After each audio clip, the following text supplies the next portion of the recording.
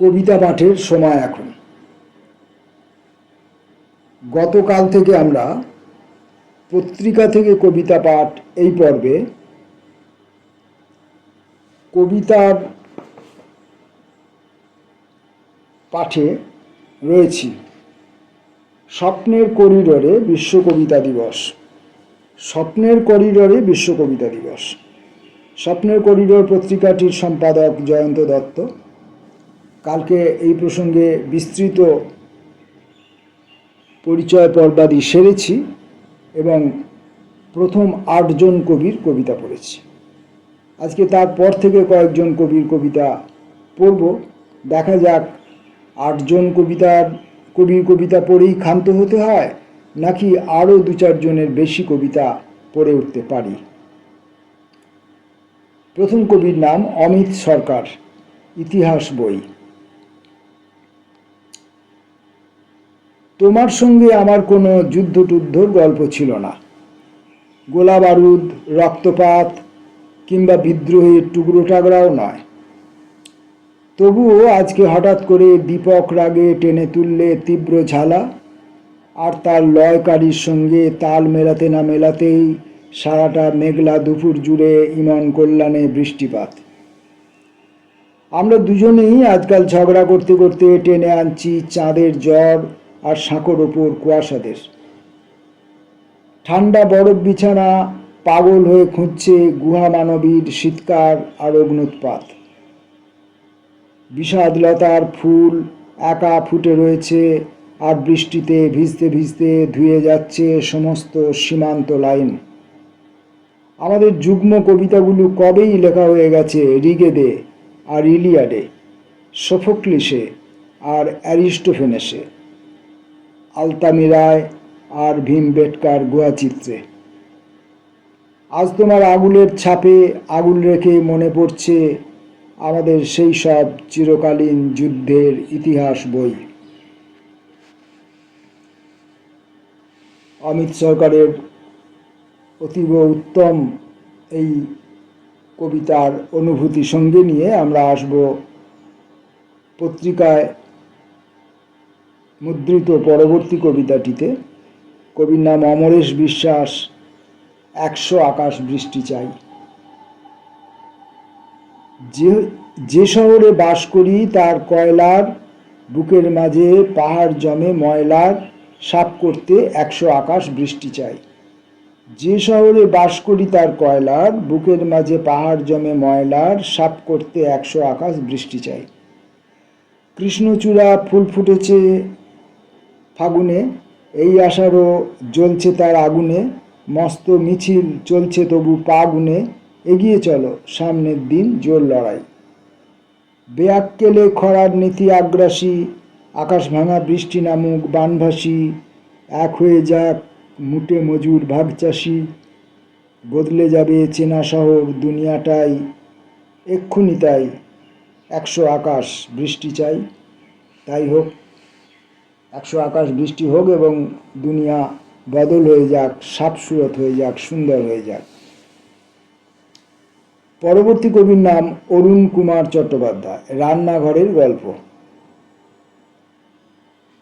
রান্নাঘরের কোনো লিঙ্গ নেই, আগুনেরও তাই, এবং জ্বলন্ত হৃদয়ের। এভাবেই পাক হতে থাকা জীবন ক্রমেই সুপাচ্য হয়ে ওঠে। ভালোবাসায় নুন কম হলেও তখন জিভে জল আসে। কবির নাম অমিত বাগল, একা বাউলিনী। এক ঘনঘোর মেঘদিনে বর্ষাকালীন নষ্ট বেলা ফুসলিয়ে নিয়ে গিয়ে স্টেশনে উঠেছে। পৃথিবীর আরও এক অনন্ত পথে ওরা প্ল্যাটফর্মে চা খায়, পান চিবোয়, মহাজীবনের চাওয়া পাওয়া নিয়ে গলাবাজি করে, অথচ একে অন্যকে একদণ্ড ছেড়ে থাকে না। ক্রিয়াকলাপে পারঙ্গম। মাঝে মাঝে এইসব আষাঢ় শ্রাবণে নিগূঢ় তত্ত্বে মোরা বাউলেরা উঠে পড়ে পূর্বা এক্সপ্রেসে, গ্রামান্তরের কোনো এক কাটোয়া লোকালে। নিগূঢ় তত্ত্বে মোরা বাউলেরা। নিগূঢ় তত্ত্বে মোড়া বাউলেরা। মোড়া মানে মুড়ে মুড়ে মুড়ে থাকা, মুড়ে ফেলা, মানে ঢেকে থাকা। নিগূঢ় তত্ত্ব, ক্রিয়াকলাপে পারঙ্গমতা জনিত বিভিন্ন রকমের নিগূঢ় তত্ত্ব, আষাঢ় শ্রাবণ সম্পর্কিত নিগূঢ় তত্ত্ব, জীবন সম্পর্কিত নিগূঢ় তত্ত্বে, এই সমস্ত তত্ত্বের দ্বারা আবৃত বাউলেরা উঠে পড়ে পূর্বা এক্সপ্রেসে। সেদিন যদি ওভারহেড তারেও ঠিক এরকম ছলাকলা ধারা পড়ে, কামরায় বুনো ফুলের গন্ধ ভেসে আসে, তখন নিত্যদিনের ফিচেল যাত্রী তাস গুটিয়ে ফেলে, জায়গা দেয়, বসিয়ে নেয় মরমী বাউল ও তার একতারা বাউলিনীটিকে। মুড়িওয়ালা শশাওয়ালা জানে গান হবে দেহতত্ত্বের। একা ওই বাউলিনী জানে সুখেরও লাগিয়া এই তার বেশভূষা, এই তার বরাভয় রেলগাড়িখানি।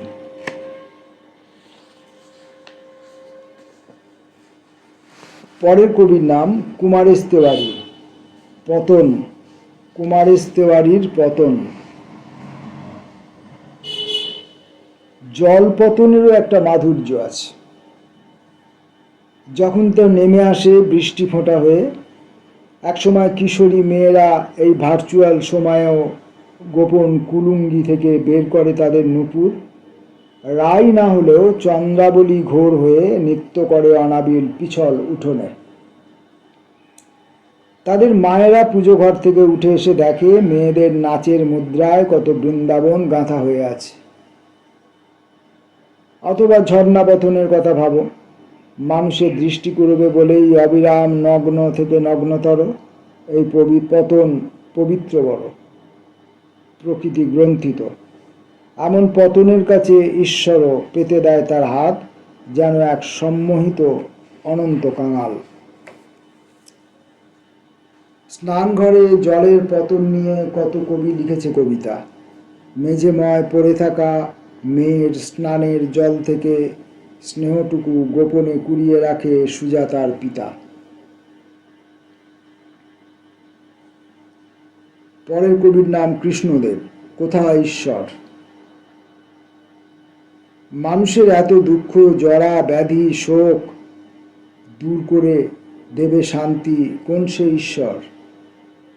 কোথায় সমাজ, সাম্য, কাঙ্ক্ষিত আলোক? কেটে গেল সভ্যতার কত না বছর, আচার সর্বস্ব, ধর্ম, ভক্তি, প্রেমহীন বিচারের শুদ্ধ ধারা করে নিল গ্রাস। মানুষ ক্রমশ হলো দিন হতে দিন, প্রেমহীন বিশ্বে এলো ভয়াল সন্ত্রাস। ক্ষুদ্র স্বার্থবোধে মগ্ন মানুষ এখন কবে পাবে শান্তি আর সাম্যের সন্ধান? পায় না মুক্তির পথ, খোঁজে তার মন, অসহায় একাকিত্বে কাঁদে আর প্রাণ। হৃদয়ে জাগুক ফের বোক মানবিক, স্নেহপ্রেম, প্রতীতি, শুদ্ধতা, নৈতিক।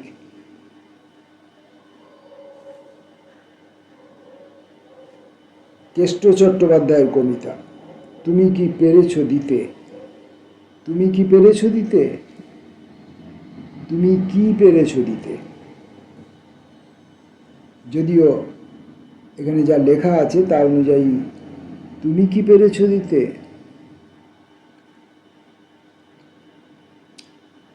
অমর হওয়াটা অত সহজ নয়।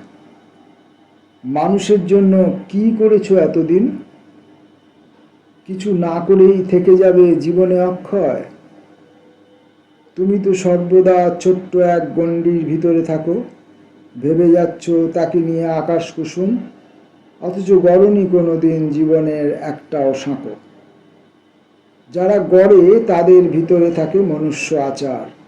রবীন্দ্র সরণী হয় সুকান্ত নগর, গড়ে ওঠে নজরুল স্মৃতি পাঠাগার।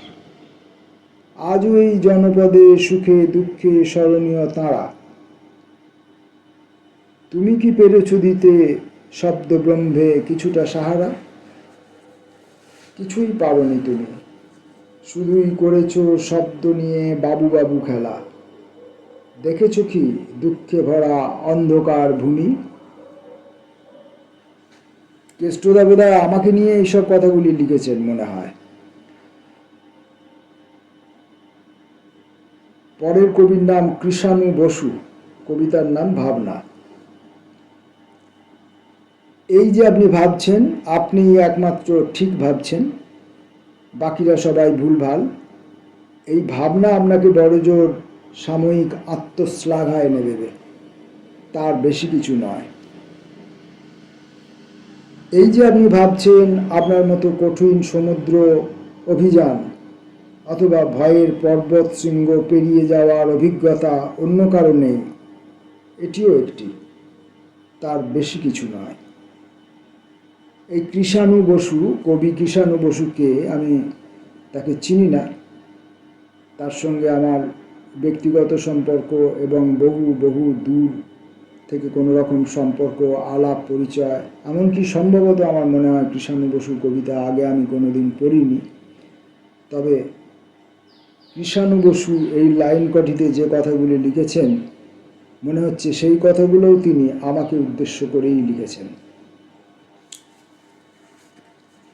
আমরা ধার্য নির্ধারিত সময়ের মধ্যে চারটি 8টি কবিতা পড়ে ফেলেছি। আমরা চাইব আরও 2-1টি কবিতা পাঠ করতে। এবারের কবির নাম বিকাশ এস জয়নাবাদ, কবিতার নাম হলুদ। বৃষ্টিতে ভিজলাম, ভেজার কথা ছিল না, সান্ধ্য আকাশ নির্মল ছিল, অনুমান B1 মোড়, ফুলজোর মোড়, বিধান পার্ক থেকে ডাইনে। এখন ডানপন্থীদের বাজার ভালো, সকালে হাটে তস্য বৃদ্ধ দোকানি, কাঠের দাড়িপাল্লায় জীবন মাপতে দেখো খো খো খেলা। সাদা চুলে ফুলের গন্ধে সদ্য যুবতী পাখা, তাসার তালে তালে ত্রিভুজের 3 বাহু স্থানচ্যুত। সান্ধ্য আধা অন্ধকারে ব্যস্ত মাইক থেকে দৌড়ে যাচ্ছে ধাতব শব্দ, এসবের উৎস খোঁজা বৃথা। প্রত্যাশা মতো ভিড়ে নিষিদ্ধ মাছির ভনভন, কি বলছে কি করবে তার হিসাব তুলে রাখছে যে মোবাইল, সে বিধাননগর হাউজিংয়ের পুরাতন বাসিন্দা। ভিড়ে না হারিয়ে মামরা বাজারে 1 প্যাকেট হলুদ, হলুদ জলে ভিজে একাকী রাস্তায় 90 লক্ষ হৃদস্পন্দন যে তরঙ্গ তুলেছে।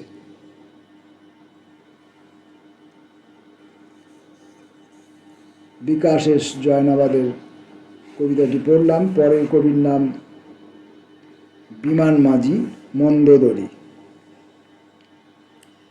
মন্দ তোমার উদর মন্দোদরী, বিভীষণ চায় হতে তোমার অঙ্গের অধিকারী। তোমার জন্য সে হলো গৃহশত্রু, দেয় রামের সঙ্গে যোগ, ধ্বংসের দায়ভাগে তোমাকে করল বিনিয়োগ। সুগ্রীবে বিভীষণে এখানেই মিল খুব, দুজনেই তারা দেখি দেয় রাম রাজত্বে ডুব, করে বিনিয়োগ শুধু বিনিয়োগ। কাঁদছে যখন সীতা বাল্মীকি তপবন, নারীর দখল নেয় জমির দখল নেয় সুগ্রীবে বিভীষণে। আজকের মতো আমরা শেষ কবিতাটি পড়ব, বারিন ঘোষালের কবিতা মৃত্যু ইকোলজি। বারে বারে না বললে জানবে কি করে এগুলো ভালো কথা, এগুলো ছায়াদেশ। আমার তুমি মাটির স্রোত, জল ঢালা, দেশপ্রেতের বাইপাসে দুর্বিনীত পৃথিবীর ট্রেন, ছায়া ফসিলদের মধ্যে খনিত অনেক মন টুকরো ছিল ওয়াগনে। ধোয়া পড়বে, কাটাই পড়বে, পালিশ পড়বে, আমাদের কত গল্প হলো আয়েক চুরি। জীবনানন্দ ও রবীন্দ্রনাথকে নিয়ে প্রিয় পরিহাসগুলো জানবে কি করে? বর্ষাকালে যখন বৃষ্টি পড়ছে না, তখন মনে এক শীত মেশিন পড়ে, এক মৃত্যু ইকোলজি, এক সবুজ শান্তি নামে স্নায়বিক ঝগড়াঝাটিতে, এবং এক দ্বিতীয় পৃথিবী পথ পল্লবে পল্লবে। জানবে কি করে এসব স্টেশন বাজারে পাওয়া যেত? যদি থামতো ট্রেন, যদি থামতো ওম ফেব্রুয়ারি, আমরা স্বপ্নের করিডোরে বিশ্ব কবিতা দিবস এই সংকলন থেকে আজকে 11খানি কবিতা পড়েছি। 11 জন কবির 11খানি কবিতা পড়েছি। কবিতা পাঠের শেষে প্রাসঙ্গিকভাবে বা অনিবার্য দু একটি কথা বলতে চাই, বলে রাখি, যদিও তেমন কেউ শোনেন না বা শুনতে চান না বা শোনার কোনো প্রয়োজনীয়তা নেই বা শোনার কোনো উপযোগিতা নেই, যে কোনো কারণেই হোক। আমি আমার পরিচিত এবং অপরিচিত কবি বন্ধুদের, প্রতিষ্ঠিত এবং অপ্রতিষ্ঠিত কবিদের, জীবিত এবং অতীত কবিদের, খ্যাত এবং অখ্যাত কবিদের কবিতা পড়ে চলেছি টানা। যখন কোনো পরিচিত কবি বন্ধুর কবিতা প্রথম পড়ি, তখন তাকে আমি সেই কবিতা পাঠের ভিডিওটির লিঙ্কটি পাঠাই। তিনি সেই লিঙ্কটি খোলেন এবং তার নিজের পঠিত কবিতাটি শুনে নেন। আমার ইউটিউবের পর্যবেক্ষণ করে, ইউটিউব স্টুডিও পর্যবেক্ষণ করে আমি যেটা উপলব্ধি করেছি সেটা হচ্ছে যে সেই কবি বন্ধুরা আর কখনো আমার এই ইউটিউব চ্যানেলের মধ্যে আসেন না, আসার সময় পান না। অথচ তারা জানতে পারেন না আমি বিভিন্ন সময় আরও বহুবার তাদের বহু কবিতা বহু উৎস থেকে সংগ্রহ করে পড়ে চলেছি। আজও যেমন কয়েকজন পরিচিত এবং অপরিচিত, কয়েকজন জীবিত এবং অতীত কবির কবিতা পড়লাম, এবং আজ যাদের কবিতা পড়লাম, বিশেষ করে যারা পরিচিত এবং যারা বর্তমান, তাদের কবিতা পড়লাম। তাদের কবিতা এর আগেও আমি পড়েছি এবং আমার এই ইউটিউব স্টুডিওর লিঙ্ক তাদেরকে পাঠিয়েছি। কিন্তু দ্বিতীয়বার,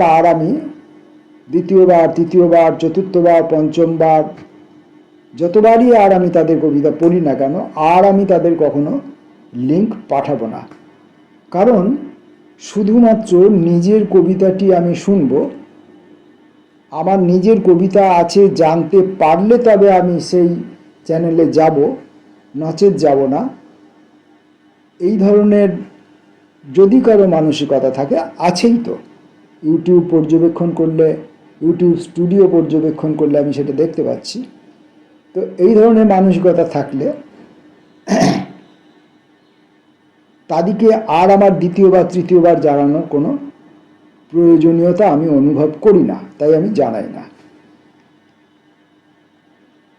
এই যে আমি জয়ন্ত দত্তর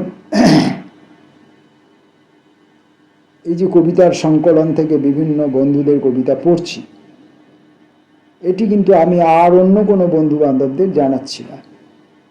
সম্পাদক জয়ন্ত দত্তকে জানিয়েছি প্রথম পাঠের ভিডিওটি।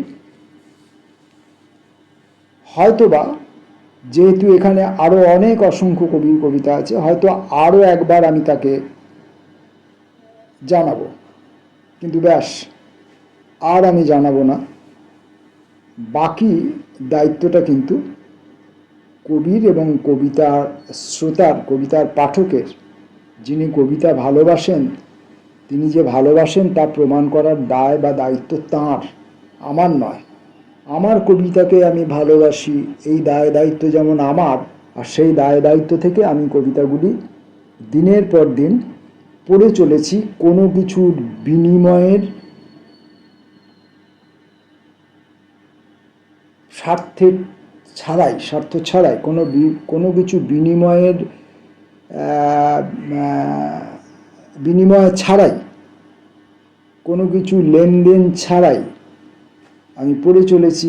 এমনটা হতে পারে যে কেন এমনটা হয়ও, যে আমার পড়া ভালো নয়, আমার কণ্ঠস্বর শ্রুতিমধুর নয়, আমি ললিত বিদ্যা জানি না, আমি পরিবেশনজনিত